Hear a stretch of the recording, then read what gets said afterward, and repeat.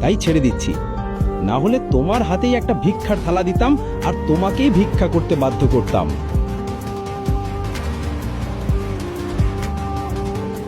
Sir, আপনার US পৌঁছানো খুব জরুরি। আমি আপনার জন্য একটি প্রাইভেট জেটের ব্যবস্থা করে ফেলেছি। আমাদের এখনই রওনা দিতে হবে।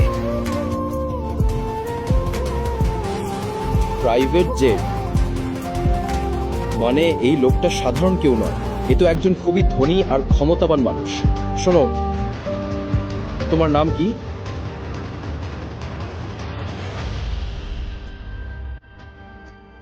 তোমার নাম কি?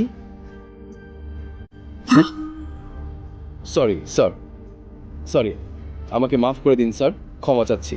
যদি আগে জানতাম স্যার, তাহলে আমি নিজেই আপনার জন্য জেটের ব্যবস্থা করতাম।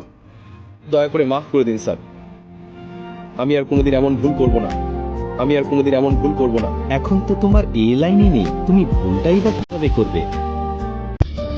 কে এই ইয়াং মাস্টার, যিনি শহরের সব থেকে ধনী মানুষকে মাথা নিচু করতে বাধ্য করলেন? কি তার আসল পরিচয়? সুপ্রভাত স্যার। সুপ্রভাত। স্যার, ব্যাগটা ঠিক আছে, স্যার প্লিজ দিন, আমি রেখে দিচ্ছি। ধন্যবাদ।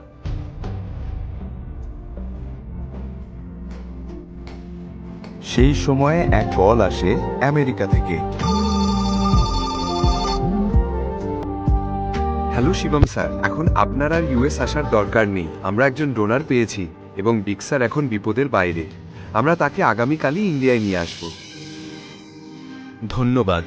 আমি খুব ভয় পেয়ে গিয়েছিলাম। আমাকে আপডেট দিতে থাকো, ঠিক আছে? ঠিক আছে।